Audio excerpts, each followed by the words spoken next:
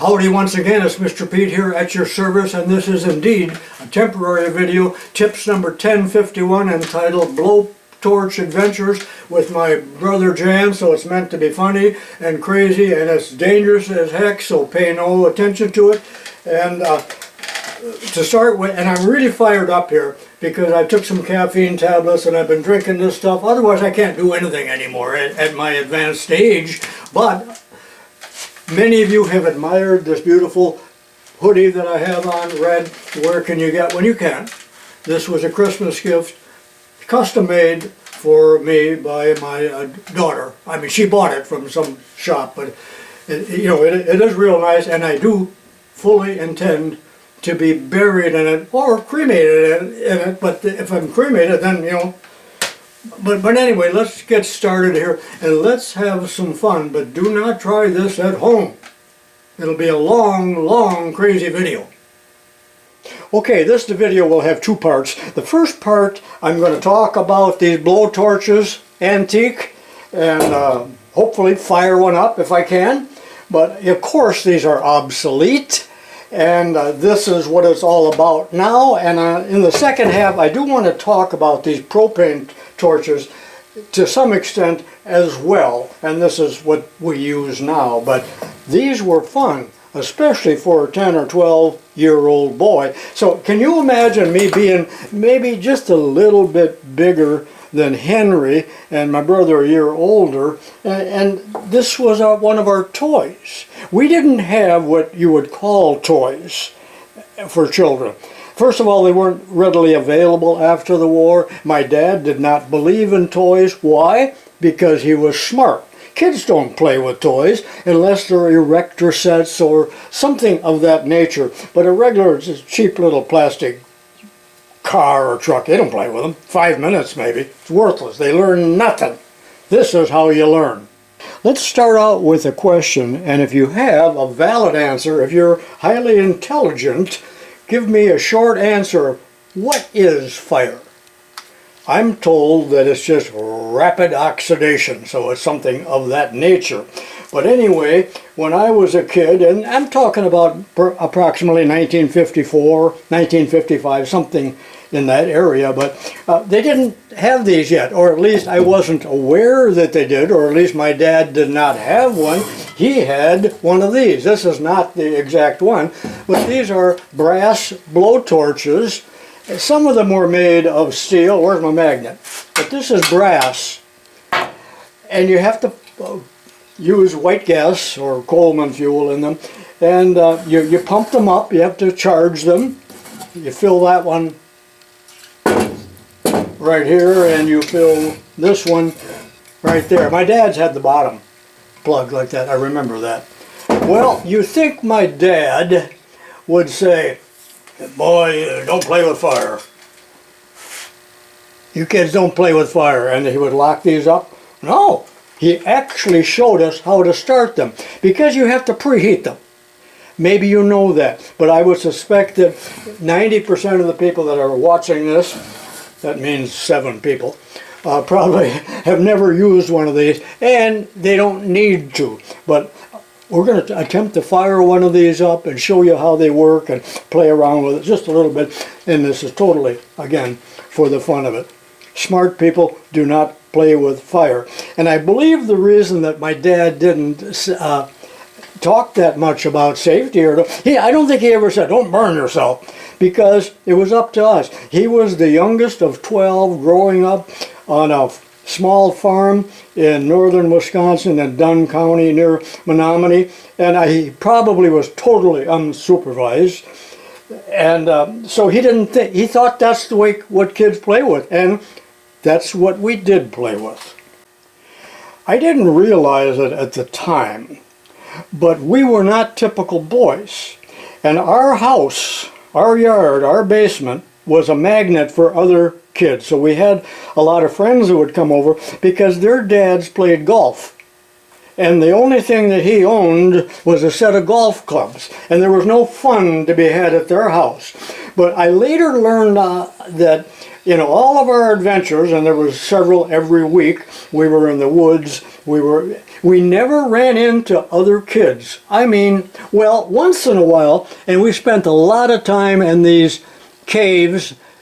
That's not me or my brother, I don't know who that is, but they were about 5 miles from our house, and we spent a heck of a lot of time there. Most of the entrances weren't that big. Some you could barely crawl through, but we probably spent 100 hours on there. And much of what we did in there involved torches and explosives, and I can't even tell you some of the things. Once in a while we did run into somebody there, and one time my brother went, and I wasn't with him, and he had a gun. We usually carried guns, as well as anything else maniacal that you might think of. But he did run into somebody one time, another teenager, that pulled a gun on him. And that's the only time that ever happened in his life, and it kind of scared the heck out of him. But anyway, we weren't doing the usual things. And part of the reason might have been that I was so scrawny and little. I was in Little League. I wanted to be Mickey Mantle. I wanted to knock one out of the park. But you can't knock one out of the park when you are relegated to the bench in the dugout. Yes, they never let me play, and I finally quit. It was very cruel. Was that a long enough introduction? Anyway, I went to, not a garage sale, but one of the antique stores near here. Every year they put out a bunch of hay racks and lay out things that have been for sale for a year and they didn't sell. And so these two blowtorches, they were $10, but everything was $1 that day. So I bought both of them. I got $2 tied up in these. So I really bought them to scrap.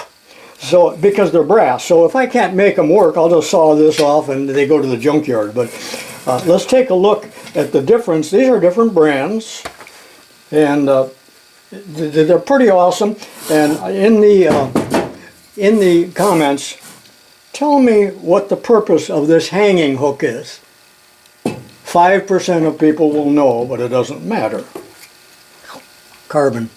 By the way, I was bitten by a dog yesterday. I'm 81 and a half years old. That's my first dog bite. But it was my fault. It was Jordan's dog, and I was feeding him treats, and he was a little rambunctious. I think he had too much caffeine. But one of the first things my dad told us is, he says, now when you boys pump this up, and this pump doesn't work, and I don't feel like fixing it.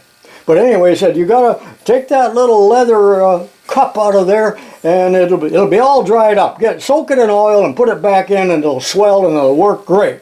So he's telling that to a 10 or 12-year-old boy, but he was correct. But somebody hated this so much.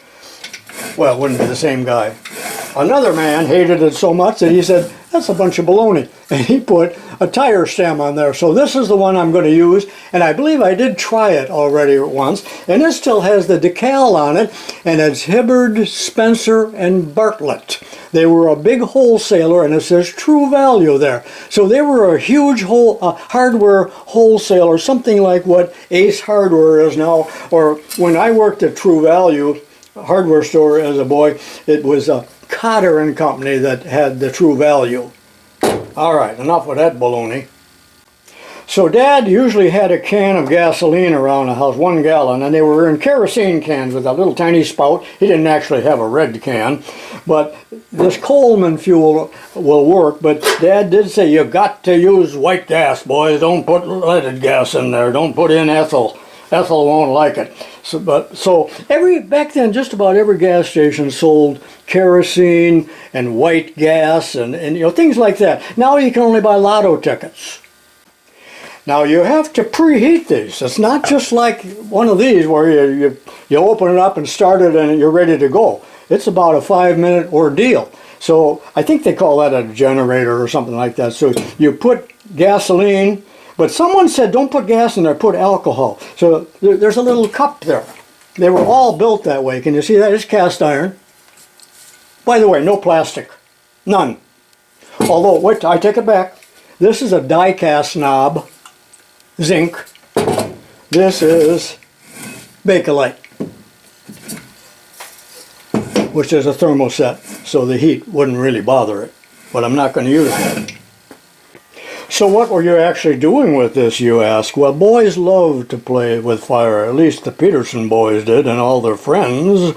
So we would do all kinds of diabolical things, but the main thing that we did, we had a big old black walnut tree back in the backyard, and every year it got these huge clumps of caterpillars, and some of them were, I think they call them bagworm, some of them were up in the branches, but there also were large quantities of them. It was a large tree, perhaps 24 inches in diameter, but way up high there would be clusters of these caterpillars just writhing, like in an Edgar Allan Poe poem. Probably half the size of a football, if you split it down the middle. Well, we're going to take care of that. So we would take Mom's clothes pole, and we didn't have tape back then like you do now, but we would tape a pole, not tape, I think we either used wire or friction tape. I always hated friction tape. But anyway, we'd tape it on like that, and these are kind of heavy, but that would give us a 10-foot reach, because we were 5 foot tall. So we could get up about 15 feet and burn them off, and boy did they stink, but it was so pleasurable to do that because they fell out of the bag like raindrops. Most of you are aware that this $2 a gallon fuel now costs $15 a gallon. Why is that blue? Probably so they can tax it. So what do we got there? 4 ounces. Of course, we didn't have a funnel, so we spilled half of it. So there we are. Oh, I like that smell. We always loved the smell of gasoline. Matter of fact, when we would go to Stewie's Phillips 66, we couldn't pump our own gas then, so Stewie would pump it for us, and he said, and we would smell it. If my brother was there, we smelled everything. And he said to us one time, he was a World War II veteran, he said, what's with you guys? Why do you smell everything? I don't know, I still do. I smell my food, I just smell everything. This is the pump, or what's left of it, and it's been modified, again, as I just told you, but I don't want to fiddle with it, because this is going to be melted down and sent to China within a couple weeks. So I'll tighten that down good and tight, and then I'm going to go over and turn the compressor on off camera. And I don't want much pressure in there because this is brass. This could blow up. However, the bottom is concave, which tells you that it can take at least some pressure. Be right back. I should be doing this outside, but I put 5 or 10 pounds of pressure in here from the compressor, and as you can see, it's peeing. Well, that's no good. I can't light it yet. This is denatured alcohol, and I have to laugh at our federal government because, one of the main purposes of government in any country is to protect the people. That's what government's supposed to be about. And so what they do to make denatured alcohol, they take perfectly good grain alcohol. I've been through the plants. And they denature it. Very few people know what denaturing is, but it means adding a poison to it. And they told me at that plant that they add gasoline, but I understand there's other things they put in it. So if you drink this, you're going to go blind or die. So the government that is going to protect you from all bad things poisons the alcohol. Why do they poison it? Because they don't want you to drink it free. They want to tax the heck out of it. And they do. Okay, there's alcohol in that reservoir. I don't like that. There's a leak right there. One of the problems with alcohol is sometimes you can't even see the flame, so that's why it's so dangerous for children to play with alcohol. But I think you can see that it is burning, and it takes a couple minutes for that to heat up, and I'll be back when it's ready to fire up. That is, ready to turn on.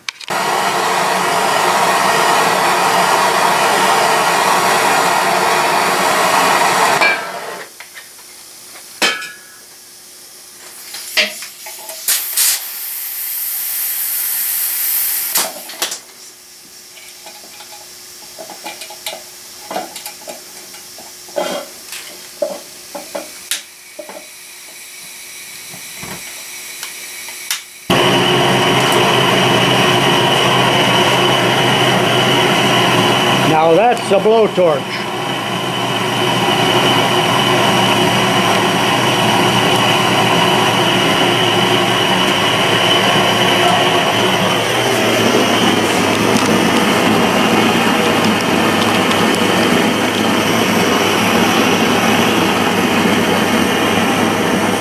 Lots of fun to be had with this. Is that leaking? I think I'll turn it off before I hurt myself. My brother was badly burned one time with fireworks in the palm of his hand. I probably told that story. But you know what? I think there's a leak right here. Now it's evaporating. Yeah, did you see that? Wow, there's a crack in the brass. I'm not going to start it again. This could be dangerous. But that's pretty interesting to see that. Did you see that? Wow. Shocking. Shame on you, Hibbard, Spencer, and Bartlett. So, now I'm going to turn my attention to propane. I'll tell you a quick story on this. When I worked at the hardware store and I was 16 or 17, the man that owned the store, Harry, he was 80 years old, but he was a wonderful man. He would do anything to please a customer. So a customer came in and said, I want to return these. And the guy had 2 bottles of propane. They were a little smaller, and they were not this brand. They were some no-name brand. But they didn't even sell that brand at the hardware store. But he refunded their money. That's the kind of man he was. So these little canisters ended up down in the basement where Jan and I worked. And, of course, we took them home. And then when Sunday came around, out to the quarries we went with 5 gallons of gasoline and the German Luger. We built a huge fire through... No, we put the can down. We're out in the woods, quarries. Poured a gallon of gas around it, ran like crazy, and my brother whipped out his German Luger and bam, bam, bam, bam, bam, and eventually hit it, and there was a column of flame that must have been 40 foot high. We all peed our pants. Of course, astute observers know that this is MAP gas here. This isn't propane. I didn't mean to bring it out, but that's a MAP. Methylacetylene propane, I think is what it stands for. But anyway, I got all of these, and these are a dime a dozen. There was one at every garage sale, and I scrapped most of them for brass, but I still got some left here. But it was quite a revolution when they went from this version to what they call the jet torch. And I believe this is one of them by Burns-O-Matic, and they were so much hotter. But yet these annoy the heck out of you because you turn it upside down and they go crazy. But now we have these. 2 weeks ago I went to a garage sale. Where is it? There it is. $2. Burns-O-Matic. And it works perfectly because these 2 and another one out in the garage or someplace, they leak. I just hooked this. This one leaks right here. You can hear it and you can smell it. This one leaks in another spot. I can't believe that. I'm afraid to use these. In fact, I'm going to throw these out because now I have a good one. I don't really like these. Where did I put that? Okay, so here's a good one. This is good and this is good. And the 2 others I got over here do not work. I mean, they leak. They work, but they leak. But you don't need matches with these, so I really do like them. But the reason I'm showing you this is as follows. This particular canister, well no, let's talk about these. This is insane because they can be knocked over so easily. Even when they're lit, that's crazy. And this one is no better, and whoever invented this should be castrated because they are wobbly. They're like a weeble. And someone told me they do make some kind of base that'll make them more stable, but you shouldn't need a base. So here is a man that does not need castration. Whoever designed this bottle, and I never heard of that brand, and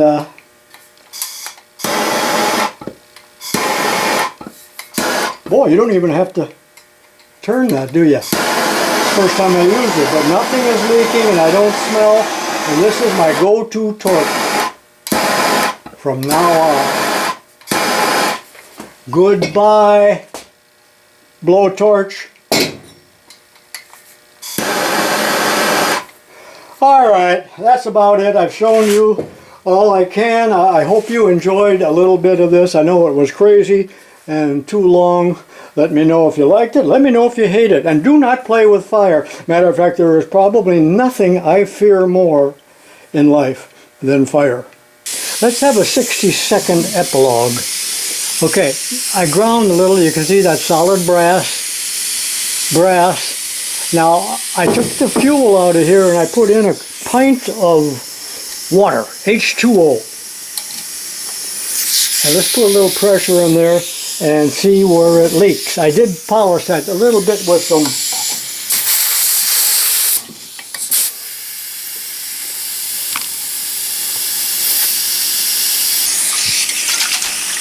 there it is. I didn't have enough in there. Can you see it leaking? You know what? I'm really mad. I'm going back to that antique store and demand my dollar back. Boy, look at how dangerous that could have been. My wife just yelled down the steps, "What are you burning down there?" Well, I'm halfway through editing the video and I thought of something else I wanted to add. But we did a lot of other things with these blowtorches besides burn the worms. We love to burn ants, melt lead, just about anything, crazy thing that a teenager might do.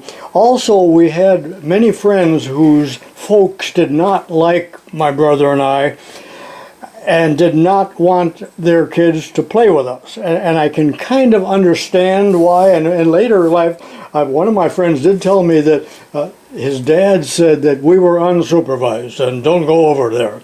And he was right, but I had the best parents in the world, and the only reason I'm alive is because my mother was a prayer warrior. But when these finally came out, we probably were, 16 years old by then, these were so much better to burn the bagworms off because this is heavy. So it was very nice to tape a bamboo fishing pole or something on that. We could really reach way, way up high.